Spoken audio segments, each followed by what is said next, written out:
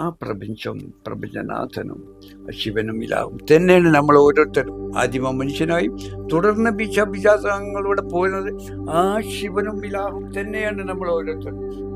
കോടിക്കണക്കിന് വർഷങ്ങളായിട്ട് വ്യാപിച്ചുകൊണ്ടിരിക്കുന്നു.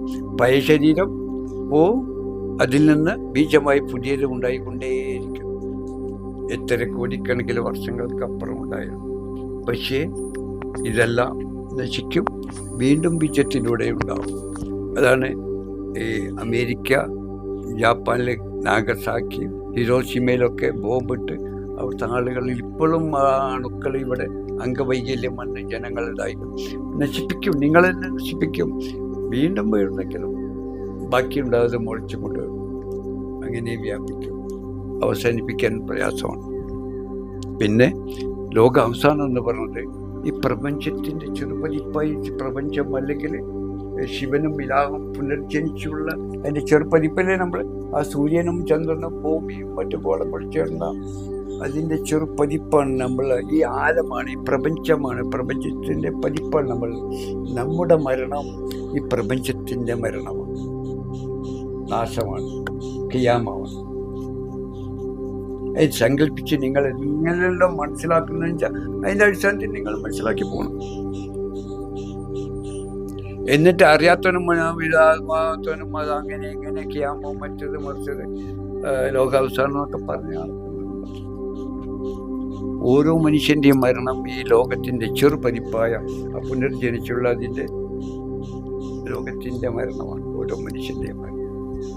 നിങ്ങളുടെ മാതാപിതാക്കളല്ലേ നിങ്ങളായി വന്നത്. എന്നെപ്പോലെ ആ ഭൂമി അർദ്ധനാരിയ ഗർഭമായ ഭൂമിയും ആ പ്രകാശമായ ഇതെല്ലാം സൃഷ്ടിച്ച പിതാവുമല്ലേ നിങ്ങളായി വന്നത്. നിങ്ങളുടെ മരണം ആ പ്രപഞ്ചത്തിൻ്റെ മരണമാണ്. പ്രപഞ്ചത്തിൻ്റെ ചെറുപതിപ്പ്, പുനർജനിച്ചുള്ള ചെറുപതിപ്പല്ലേ നിങ്ങൾ.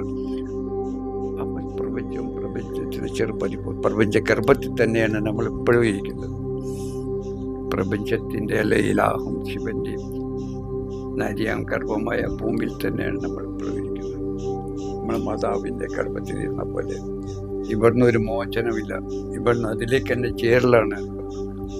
അപ്പോൾ ഞാൻ വഫാത്തായി, മരിച്ച്, സമാധിയായി. സമാധി ആത്മാവ് പോകുമ്പോഴല്ല സമാധിയിട്ടാണ്. സമാധി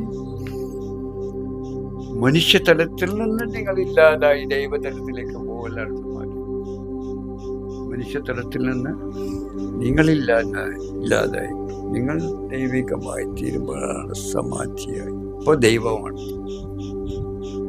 പ്രപഞ്ചമാണ്, ഈശ്വരനാണ്, അല്ലാഹുവാണ്, മനുഷ്യനില്ല. ഇതാണ് സമാധി. ഇവിടെ പലവരും സമാധി ആത്മാവ് നഷ്ടപ്പെടുമ്പോൾ സമാധിയിലായിരുന്നു. ഞാൻ സമാധിയായി കഴിഞ്ഞതാണ്.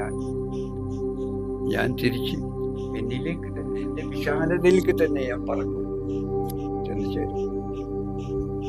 എല്ലാ ഗോളങ്ങളും, സൂര്യനും ചന്ദ്രനും ഭൂമിയും എല്ലാ ഗോളങ്ങളിലേക്കും തന്നെ ചേർന്നു. അതാവും നിങ്ങൾക്ക് എന്നെ സൂര്യനിലൂടെയും കാണാം, എൻ്റെ മുഖത്തെ അവയവങ്ങൾ ഭൂമിയിലൂടെയും മറ്റു ഗോളത്തിലൂടെയും കാണാം.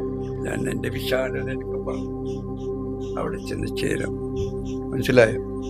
അല്ലാതെ മരിച്ചുപോയി ഇനിയില്ല എന്ന് വിചാരിക്കുന്നത്. അതുപോലെ മുഹമ്മദും കൃഷ്ണനും രാമനും ബുദ്ധനും എല്ലാം ഞാൻ തന്നെയായിരുന്നു. നമ്മളെല്ലാം ഈ പ്രപഞ്ച വിശാലതയിൽ തന്നെ ഉണ്ട്. അനമിൻ നൂരില്ലാഹി എന്ന് പറഞ്ഞ മുഹമ്മദ് എവിടെ പോകാനാടാ?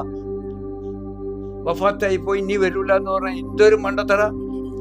അനമിൻ നൂരില്ലാഹി എന്നാ പറഞ്ഞ ഞാൻ അള്ളാഹുവിൻ്റെ ആ പ്രകാശമാണ്. അതുപോലെ ഞാനും പറഞ്ഞു വഫാത്തായി പോയി, ഇനി വരില്ല എന്ന്. അടിച്ചിട്ട് അന്ധകാരത്തിൽ വഴി പോകുന്ന നിങ്ങൾ